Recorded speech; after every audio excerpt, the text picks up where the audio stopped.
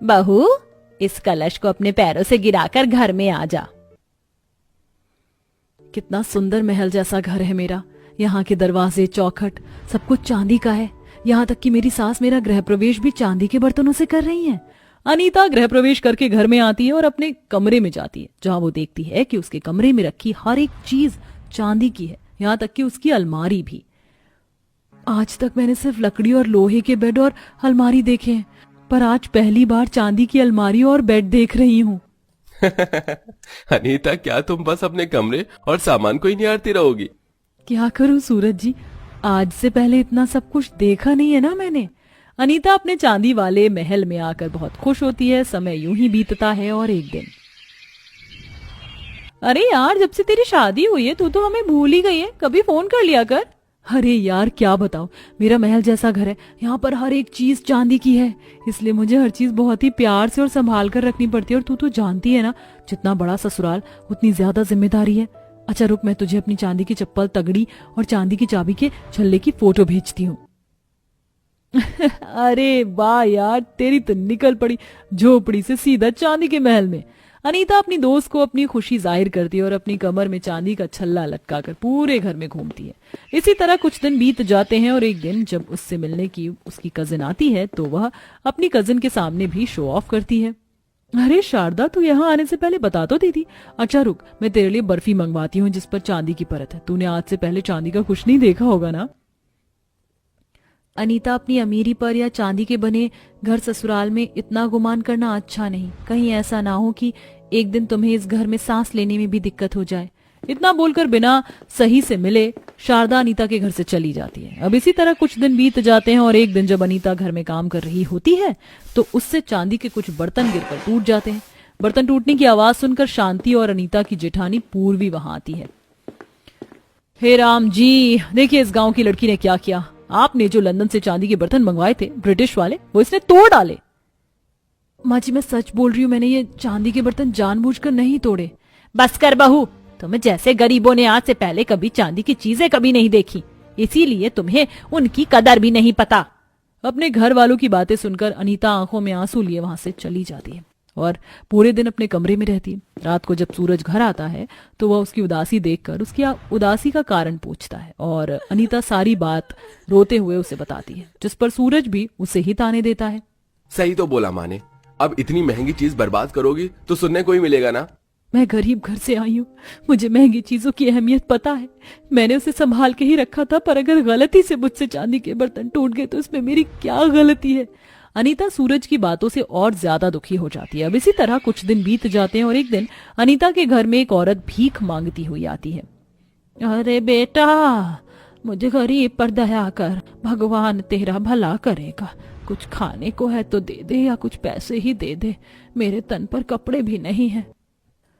हाँ अम्मा, क्यों नहीं, मैं गरीब की गरीबी समझ सकती हूँ। मैं अभी आपके लिए कुछ कबाड़ा लेकर आती हूँ जो अब हमारे किसी काम का नहीं। मैं जब से यहाँ आई हूँ यहाँ पर ये कबाड़ा ही देख रही हूँ। एक काम करती हूँ, ये सारा कबाड़ा उस बूढ़ी औरत को दे देती हूँ, बेचारी का भला हो जाएगा।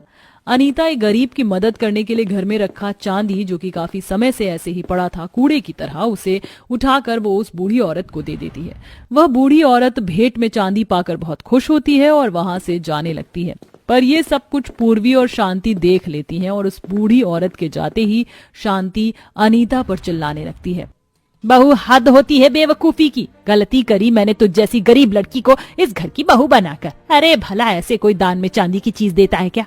ये चांदी क्या पेड़ पर उग रहा है? माँ जी, अगर ये गरीब ना होती और इसने हमारी तरह एक एक पैसे जोड़कर चांदी का घर बनाया होता तब इसे चांदी की अहमियत पता चलती। पर माँ जी, मैं तो किसी का भला ही कर रही थी और भला करना तो अच्छी बात होती है। किसी का इतना भी भला मत करो कि हम रोड पर आ जाएं। बहू, आखिरी बार समझा रही हूँ, अब ऐसी गलती तूने करी तो इस घर के बाहर होगी तू। एक बार फिर छोटी सी गलती पर अनीता को अपनी सास और जेठानी की बातें सुननी पड़ती हैं। बेचारी अनीता पूरे दिन भर के काम करती है और चांदी से बनी हर एक चीज को बड़े ही संजो के रखती है, पर फिर भी उससे कोई ना कोई गलती हो जाती है और उसकी छोटी सी गलती पर शांति उसे सुना देती। पर अगर कभी पूर्वी से कोई गलती हो जाती तो शांति उसे माफ कर देती है। ऐसे ही एक दिन पूरा परिवार किसी पार्टी में जाने के लिए तैयार हो रहा होता है और अनीता अपने मायके से लाए हुए साधारण चप्पल डाल लेती है, जिसे देखकर पूर्वी अपनी सास से कहती है, माँ जी ये देखो अपनी गरीब बहू की करतूत। हम इतनी बड़ी पार्टी में जा रहे हैं और आपकी बहू चांदी की चप्पलों को छोड़कर इस साधारण से चप्पल को पहनकर तैयार हो गई।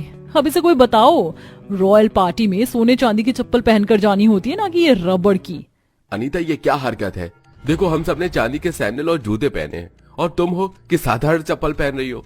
हमारी इंसल्ट करवाना चाहती हो क्या? नहीं सूरज जी, ऐसा बिल्कुल भी नहीं है। चांदी की चप्पल पहनने से मेरे पैर में छाले आ जाते हैं, रैशेज हो जाते हैं, बस इसीलिए मैंने साधारण सैंडल पहनी है। बहू साफ साफ क्यों नहीं बोल देती कि तू उस रॉयल पार्टी में सबको ये दिखाना चाहती कि तू एक गरीब घर की है और हम लोग अमीर होकर भी तेरे साथ कितना भेदभाव करते हैं। ऐसा कुछ नहीं है माँ जी, रुकिए मैं बदल कर आती हूँ। मैं जब गरीब थी और अपने गांव में थी तो कितनी खुश थी। मेरे ऊपर इतनी पाबंदियां नहीं थी, इतनी जिम्मेदारी नहीं थी, पर यहाँ मैं एक एक कदम फूंक कर रखती हूँ, पर फिर भी अपने ससुराल वालों की 4 बातें सुनती हूँ। ऐसे चांदी के महल जैसे घर में रहने से अच्छा है कि मैं अपने मिट्टी के घर में रहूं। यहाँ मेरा दम घुट रहा है। ये चांदी की चप्पल नहीं, मेरे पैरों में चांदी की जंजीर बांधी जा रही है। पता नहीं इस बेड़ियों से मैं कभी आजाद हो भी पाऊंगी या नहीं। अनीता मन मारकर चांदी की सैंडल पहनकर अपने घर वालों के साथ पार्टी में जाती है। अब इसी तरह कुछ दिन बीत जाते हैं और वह हर दिन बस अपने चांदी के ससुराल से बाहर निकलने की सोचती है और इसी सोच में एक दिन वो चांदी की चाबी का छल्ला गलती से अलमारी में रखकर लॉक कर देती है और भूल जाती है। बहू चाबी का छल्ला दे, मुझे तिजोरी में से कुछ पैसे निकालने हैं। वो माँ जी मुझे याद नहीं आ रहा मैंने चाबी कहाँ रख दी। मैं खुद भी काफी देर से ढूंढ रही हूँ। ये लो माँ जी, अब इस गरीब ने चांदी का छल्ला ही खो दिया। आपको बड़ा विश्वास था ना कि आपकी गरीब बहू आपके घर की चांदी की चाबी को संभाल के रखेगी। ये लीजिए विश्वास का नतीजा।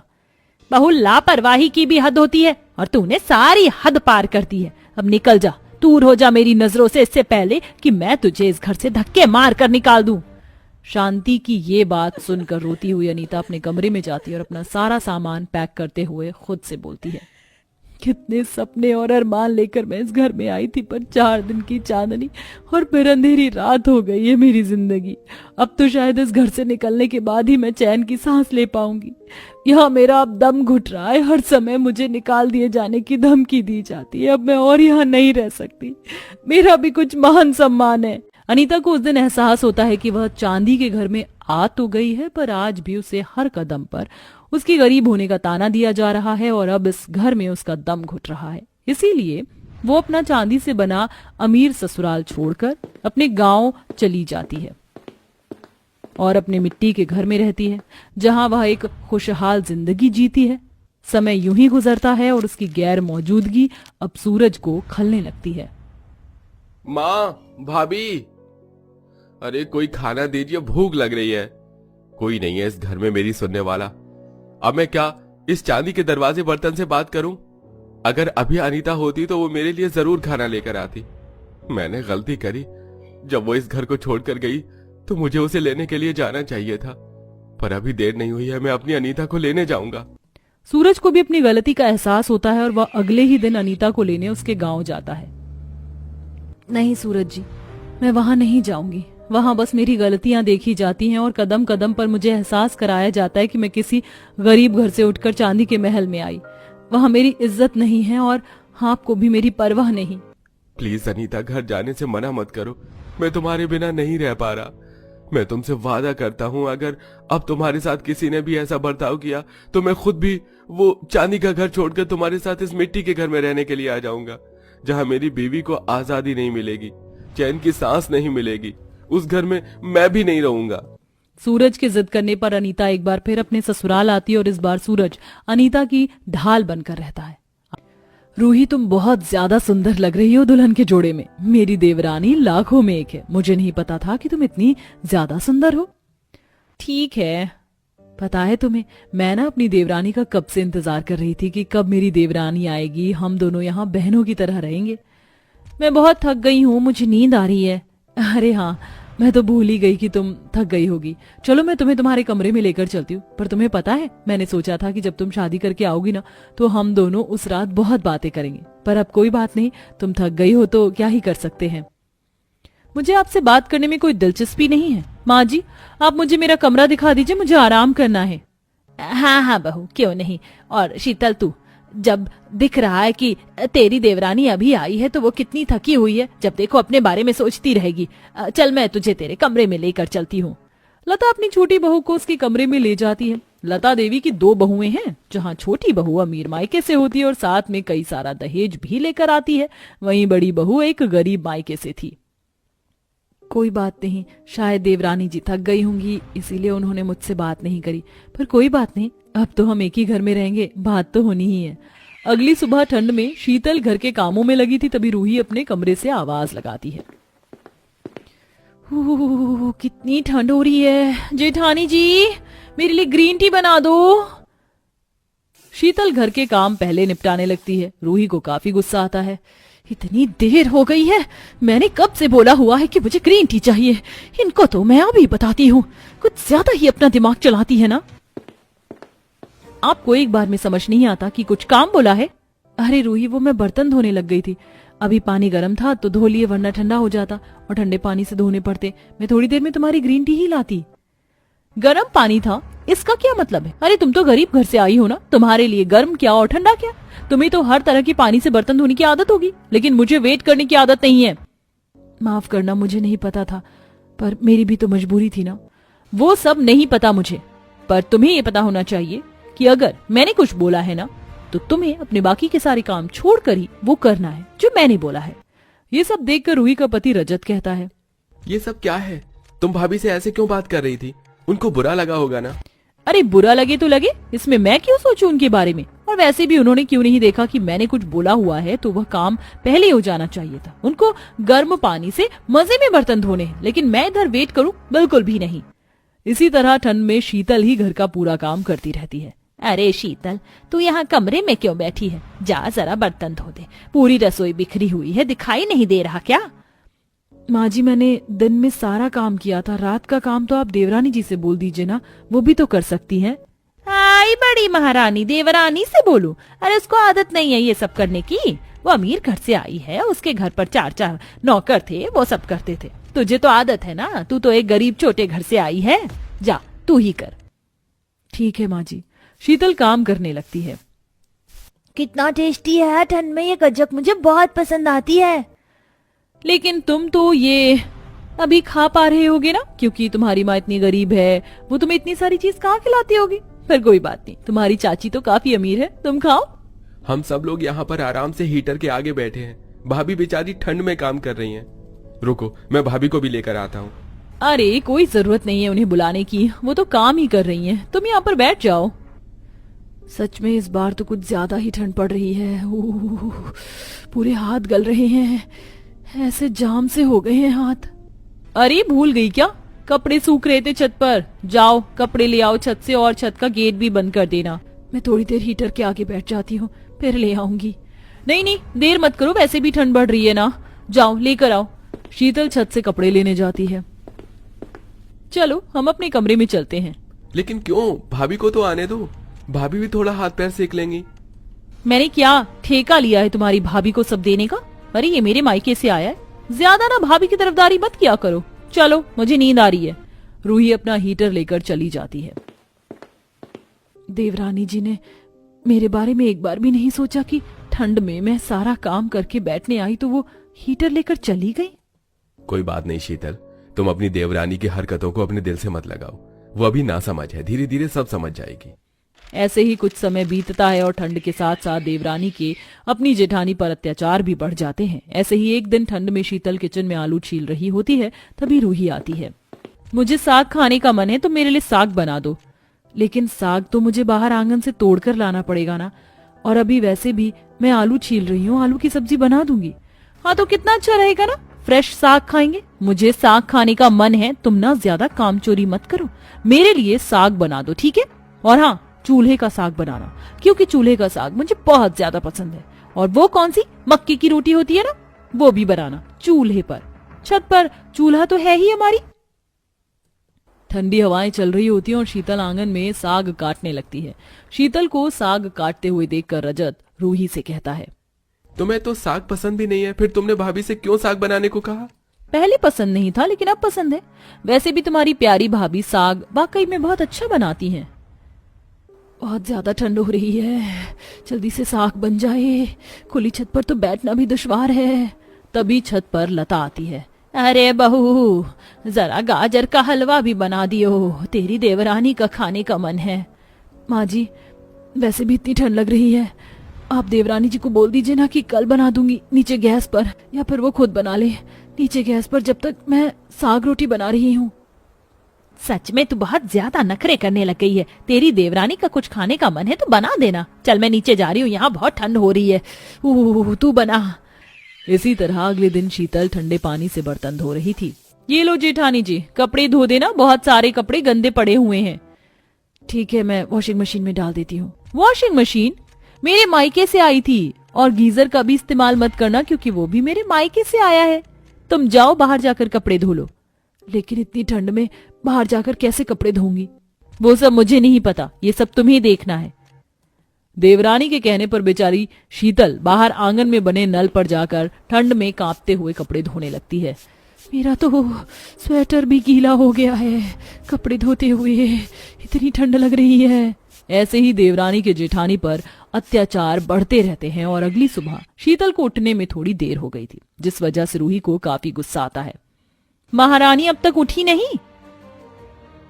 मैं ये लेकर जा रही हूँ। मुझे ज्यादा ठंड लगती है, मेरा गद्दा ज्यादा मोटा नहीं है, मैं उसमें इस्तेमाल करूंगी।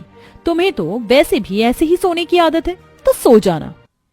माँ, चाची हमारी रजाई कंबल लेकर क्यों जा रही है? हमें भी तो ठंड लगती है।